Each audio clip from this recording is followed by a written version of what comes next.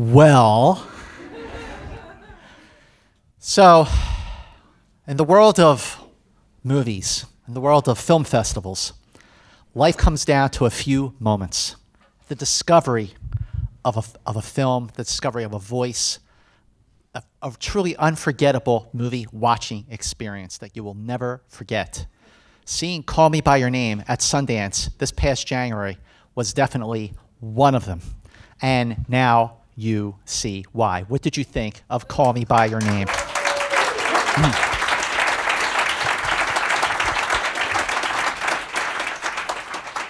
Please welcome the director of Call Me By Your Name, Luca Guadagnino.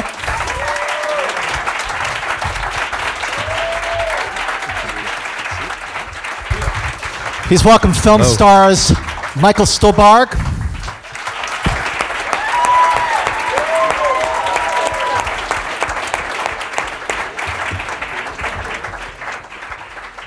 Armie Hammer,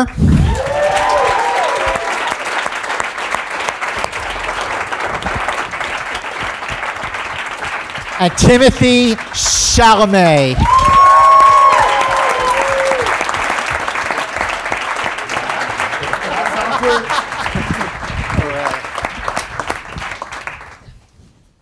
Well, this movie did premiere almost 10 months ago. So now that more people are seeing it and really seeing what it's all about, seeing the magic in this film, how does it feel that it has been really embraced by moviegoers, especially at these film festivals, and now the general public, finally?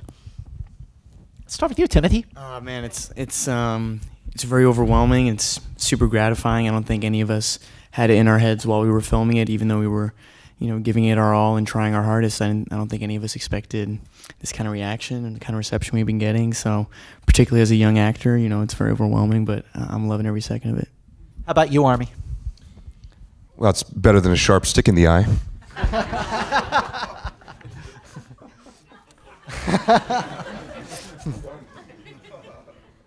Yeah, Luke, I want to ask, what drew you to Andre's book? And tell me about working with James Ivory to evolve and adapt the screenplay. I've been asked to read the book because the original producers of the film, Peter Spears and Howard Roseman, they had optioned the book that when it came out in 2007, and I was prepping I Am Love then, and they wanted to know from me where the book was set and how they could have made the movie in Italy. And from these conversations, we started to have more conversations that grew into my involvement as producer as well. And in me and Peter, and in trying to make this movie happen with different directors and writers down the line in almost 10 years. And then when we were frustrated with the process of using a first script we had, which wasn't in a way going anywhere, we approached James, which I have known since a long time, and also Peter, and we said to Jim, would you like to try to adapt and direct this book into your new movie?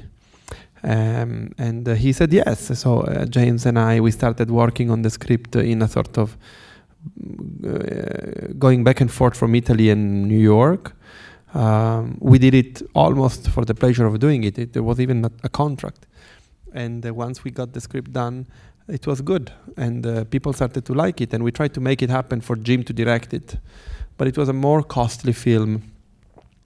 And unfortunately, we didn't manage to put together the movie. But there was more and more interest in me doing it. Not in me, about me doing it. And so Peter convinced me, and Jim blessed this thing. We went very tiny in terms of budget and time, and we did it. So it's a strange path for me, because I did not read the book and said, oh, I want to make a movie. I almost felt I had to make the movie because we spent so long time in trying to make it that it was a sort of duty. But in the meantime, I started to think of how to make it mine by moving the action from Liguria and Sicily, because Jim was going to make it in Sicily, to the place where I live, which is Crema, the northern countryside. and to have the privilege of working with this amazing cast. I think those two elements, doing it at home and doing with them, were the inspirational aspects of it. And of course, the book was always there for me. Michael, I want to ask, so much has been written about how this is a landmark gay love story, but I feel like it's more than that. It's just a landmark love story by any measure, because it's just the way it feels so unique. I mean, is that something that you would also agree with, that just it defies anything? It's just a beautiful love story itself. Yeah, absolutely. I think Luca has spoken of this as being very much a family film as well. That the parents and the or that you had, well, you should probably speak on this instead of me, but he said something beautiful about that the people you collect around yourself, regardless of whether you're related to them, the people you choose to involve in your life become your family in a way. I thought that was a beautiful, beautiful sentiment. But yes, it's about tenderness and love, and about opening yourself up and taking those risks, and then feeling the pain if what you found goes away. And it's about a lot of things. Yeah, I want to ask you, Timothée, like, how did this come about for you? And like, did you have to go through an audition process for Luca, or was it something that just was much more natural because you just fit the role so perfectly? No, really gratefully, and I'm sure a room full of actors can really appreciate this. Luca doesn't audition anyone, so.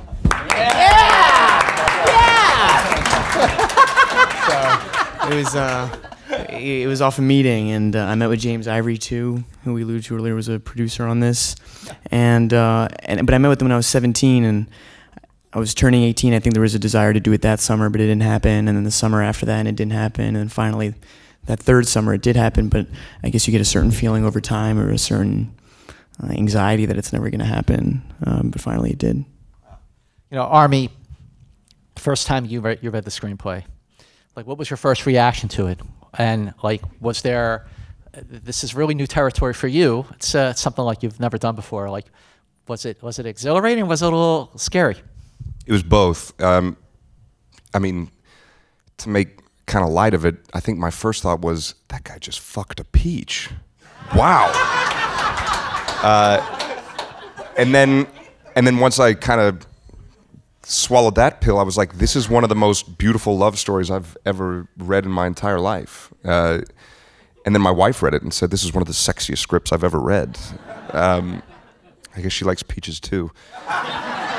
But it's just a beautiful human love story, and I think that's why we've had kind of the reception that we've had, is that people kind of, regardless of, you know, orientation or identification or anything like that, everybody who watches it can remember, and this makes them recall the first time they were ever infatuated with somebody, or the first time they ever made themselves vulnerable and presented themselves in front of somebody and said, this is who I am, and this is what I want, and that's you.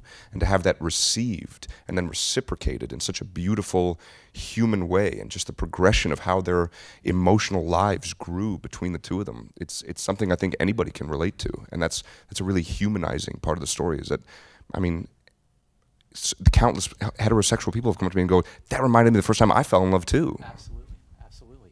And that's the beauty. That's why I feel like it transcends, you know, what the story is about just on the page. That's Luca. That's Luca. Wait a minute. Now, Luca, tell me why. You know, this is sort of a part of a trilogy that for films that you had done, and this is also a film that I've read that you said you wanted to film it and make it look and feel like a box of chocolates. Like a box of chocolate, like Forrest Gump would say.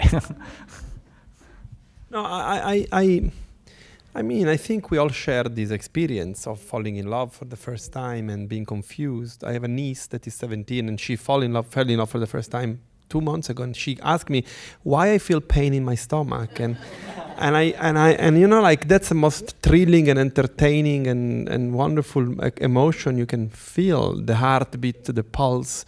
It's fantastic. And because I'm a kind of a retarded guy, and I was a bit slow let's say, I mean, let's not go too much into intimacy, but I was very slow as a kid. So I had I was always in the back looking at things happening, never being in the middle. So I developed a very great sense of observation, I would say. And also I understand the aging of the longingness. So I thought that was something that in the Aciman book was very strong. And in the behavior that everybody displayed was something that could have been exciting to enact and to live through a movie. Because coming of age, often they are treated through the perspective of the codified rules of a sort of construction that is a cinematic construction. It's never really thought about what are the steps, the psychological, emotional steps that a real person would go through. So maybe to approach that way feels fresh. I don't know. It does feel fresh. And so I just want to ask, like how long before filming started did the two of you have to prepare and to kind of get together and sort of work out your rhythm? You know, I mean, was that something you had a lot of time to prep for, or was it you were just sort of like, you know, you just got right into it and started filming? Well, I think there's a combination of, you know, the idea that experience is the greatest teacher, and we just try to spend as much time with one another leading up to it as possible, which would have been like 2-3 weeks in advance. And I had been there about a month, you know, learning the piano and the Italian and some other stuff in the movie. But then we just got really lucky in real life too. Like we just hit it off as human beings. And this is one of my best friends and role models today, which is something that somehow I like to say. Yeah, usually he reacts like a curmudgeon when I say that, but this time he reacted nicely. My people. How about for you, Armie? Timmy was in town for about a month before I got there, and I got there about 3 or 4 weeks before we were supposed to start shooting. And we met, and like you said, we just really hit it off. And I don't know if that's luck or Luca's divine intervention or what, but we really just became fast friends, and our actual relationship really kind of evolved analogously to the movie, where I showed up and after meeting and, you know, initial hugs and, you know, oh, this is so great, we're so excited, we got on bicycles and we rode around Crema, and you can ride from one side of Crema to the other in about 7 minutes. So in the process of riding around, he's like, that's where you want to get coffee, really good coffee. That place has great pizza. That place has good gelato. Like, oh, here, let me go show you this over here. And so it was like the movie where I was... Everything else in the movie played out too. Thank God for that. Really going for it. Yeah. But we just got to spend so much time together, and we had that, you know, kind of luxurious opportunity of really getting to know each other as people before we had to show up on the first day and start making out. Well, how do you prepare for a scene like that? I mean, it's one thing I mean, filming a love scene by any measure has got to be like, oh man, like how do you do that? We did one rehearsal on this movie, literally one rehearsal. I mean, because we didn't do a lot of rehearsing all together. I mean, we sat around the tables and we all kind of discussed and all that, but Timmy and I did one official rehearsal. When we showed up at the villa, Luca said, you know, I want you guys to come out. We're going to do our rehearsal. And leading up to this point, he and I had been meeting up at his apartment or my apartment at night after we'd finished with wardrobe fittings and all that stuff. And we were going through the script together. And we were kind of like breaking down the scenes and talking about it and discussing it. And knowing that we weren't going to have a lot of rehearsal time, we wanted to be ready. So Luca calls one day and he says, I want to do a rehearsal and I want to do it at the villa. And we were like chomping at the bit. Like, let's do this. We got our scripts, we got our notes, did the whole thing, showed up. And he's like, let's go in the back. Let's go in the backyard. It's better. It's beautiful weather. Let's go outside. I'm like, okay, great. So we go outside, and there's this beautiful grass patch by the trough where we were swimming. And he goes, let's just pick a scene, and we'll start going through it. And we were like, great. He goes, let's start with, I don't know, scene 71. And he just pulled out a number, and we were like, great. So we kind of go through our script, and we get there, and all it says in the scene description is, Elio and Oliver roll around in the grass making out. So we're like, okay, that's why we're here. Let's do this. Like, so kind of get down on the ground, you know, okay, ready? Here we go. We start making out, and he goes, stop. What are you doing? We're like, what? And he goes, I want you two to make out like you're passionate for each other, really like you feel it. I can tell that you're both holding back, and I want you to go for it.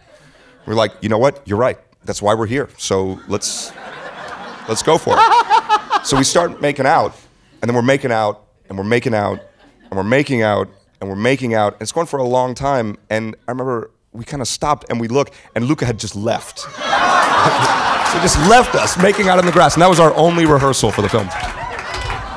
Luca, is that what happened? Yeah, sure. Well, you got the rehearsal out of the way, and you were good to go.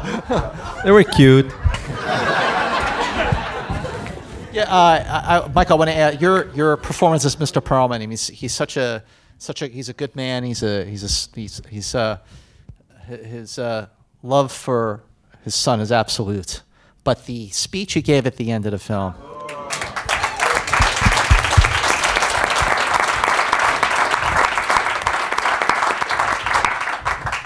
Tears. I mean, my gosh. So, how did you prepare for that scene? Jeez. I had the good fortune that we were shooting in chronological order, for once. So I got to spend weeks living with the material and watching these two get to know each other and roll around in the grass, as it sounds like. And, you know, our fondness for each other just grew, and you rarely get a chance, at least in my experience, of living with material, well, like that as well, for a long period of time. Oftentimes you're asked to sort of condense your preparation time. So that wealth of time served me, I think, in ways I'll never know. You know, it became kind of a thing that I do in private, just to roll it around, try it a million different ways, live in it. And on the day it came for us to do it, I think we were both very, very ready. Mostly because of what we had been experiencing and living through, being in such a beautiful place and being led by this beautiful man here. How many takes did you have to do for that scene? We did one take for the camera, or not take, excuse me, we just spoke it once for camera. And then we did 2 takes of the first half of it from one angle, and 2 takes of the second half from another angle, and that was it. One that was more emotional, one that was more direct. And I think he chose the more direct one. Bravo. It was just absolute beautiful moment. So you're filming in this, you know, really beautiful location. How was the weather? It was the most historic rainfall Italy had in 25 years, or like 500 or something. What is it? Is it 25 years or 500 years? It was very, very rainy, yes. Were you just like, come on? Oh no, it was really a mess. But anyway, we're going back home with these big parkas and like very like tired by the mud and the rain, and they were with shorts and stuff. Yeah. Well, you know, because the film has been sort of making the rounds, so to speak, and because it has touched a lot of people, and it will continue to do so, believe me.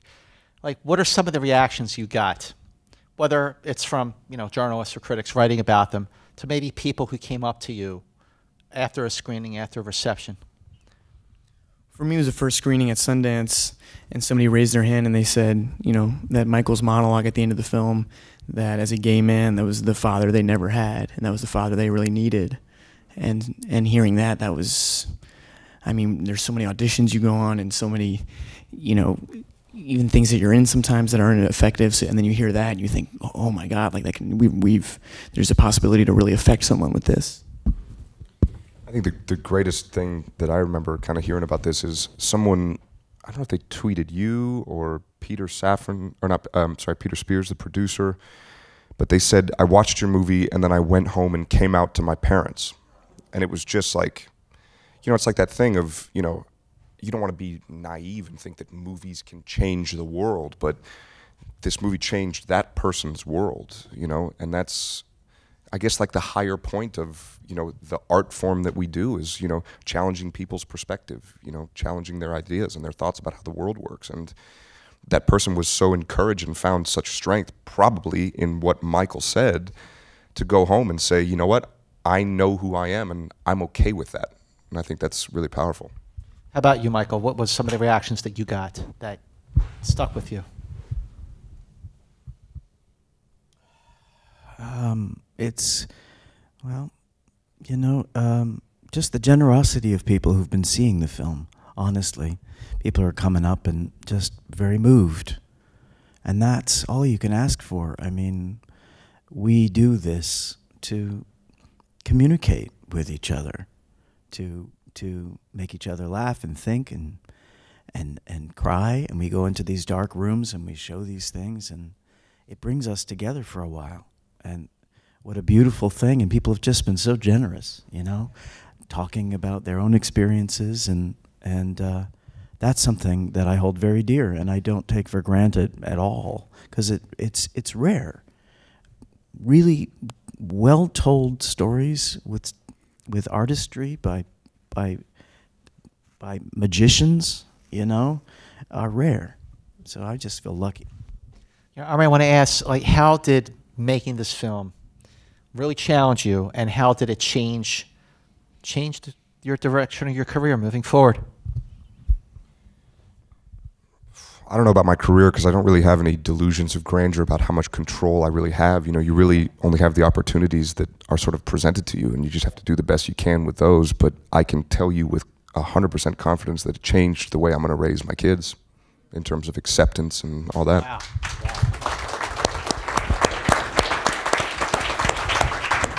Yeah, Timothy, I gotta say, 2017 has been a terrific year for you. How many Trump of you got elected president? Like, No, if that's only. 16. Who's seen Lady Bird? What's it like to have these two films really just sort of like breaking through, fundamentally different movies, by the way, at the same time? no, it's like I said at the beginning, it's just overwhelming, and certainly no design to it. And the idea is just to be, you know, working with good directors and good storytellers and try to be a good ensemble member, but certainly to be in things that people like. I mean, no, there's no complaints there. Good feeling, right? Yeah, oh yeah. It's a good feeling. You know, well, one of the benefits of doing Q&As here at SAG-AFTRA Foundation is getting questions from the audience on these cards. So, Erin would like to ask Armie, Michael, and Timothy, what was either your favorite or most unique technique or tactic that the director, that's you, used in both pre-production and during filming?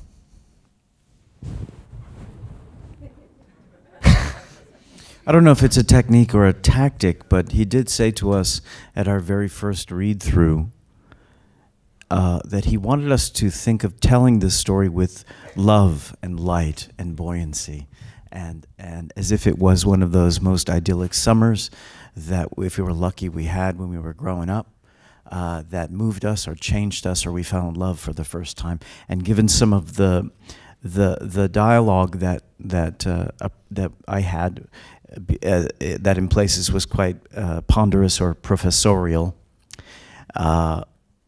I was kind of dazzled and kind of excited and puzzled as well at the same time. So I guess it was a disarming from our director to sort of think of this as not necessarily what you see on the page, but fill it with your heart and love and light. How about for you guys? I could think of something specifically within the production, and this isn't like the macro compliment that Michael gave there, but rather, like, I just loved on multiple occasions where Luca would say to, you know, run my hand across the walls in the house, or in passing the monument, run my hands past the fence, because I always liked that this character maybe had a visceral feel to it and was experiencing life via the senses, and that wasn't as evident to me in preparing for it. How about you, Armie? I don't know if it's a usual technique that he employs, but he punched me. He did. Okay. Yep. Why? He was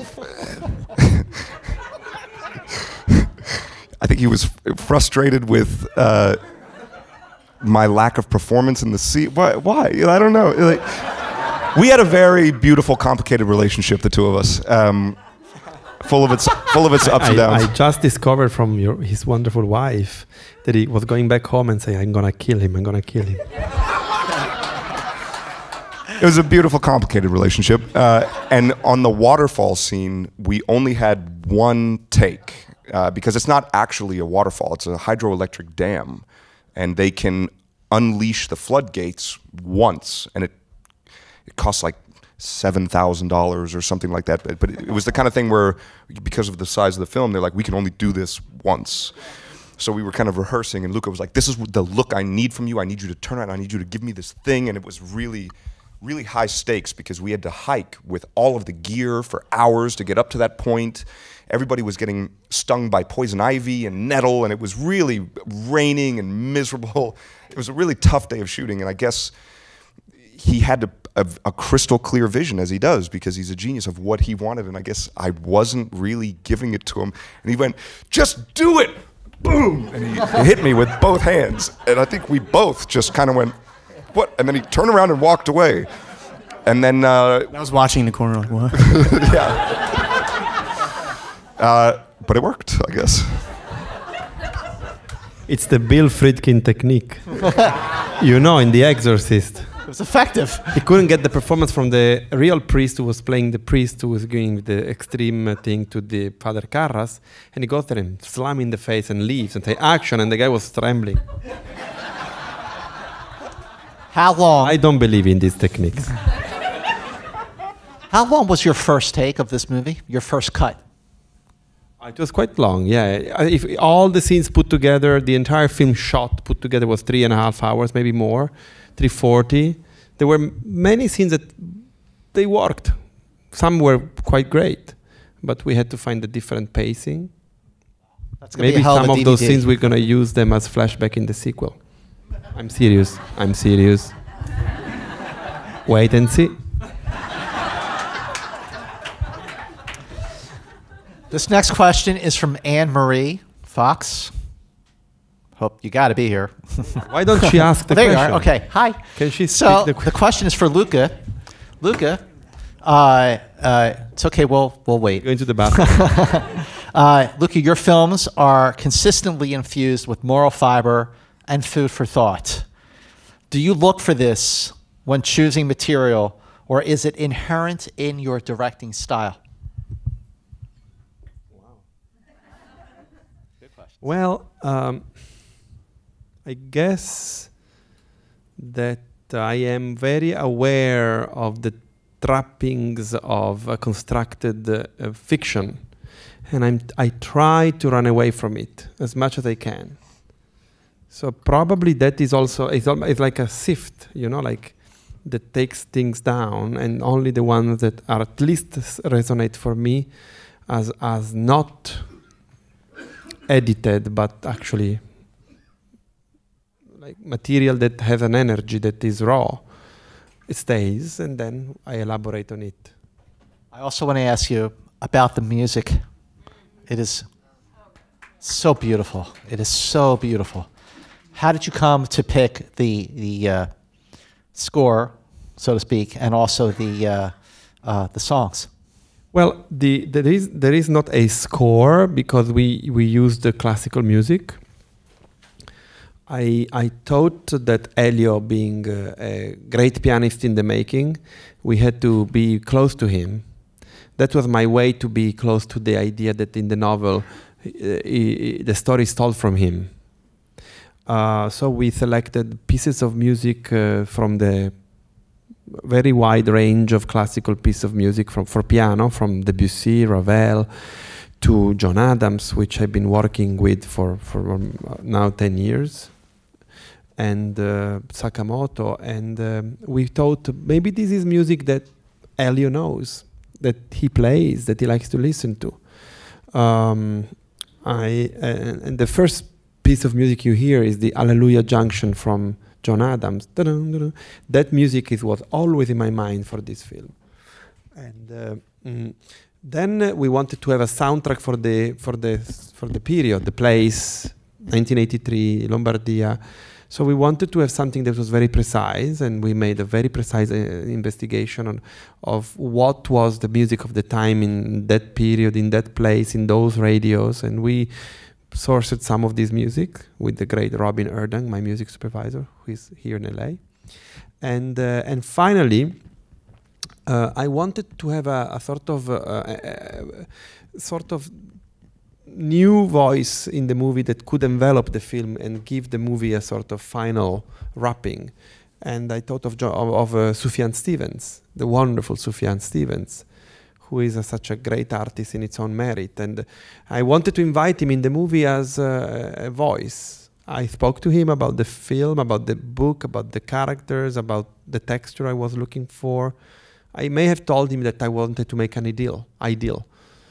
And then after a few months, he gave us 3 songs. I asked one, he gave us 3, and they're beautiful songs. 2 are new for the film, and one is a reinterpretation for piano of Futile Devices. Luca, Michael, Armie, Timothy, congrats. Thank you so much for joining us for today's SAG-AFTRA Foundation screening. Thank you so much, everyone. Thanks a lot. Thank you, guys.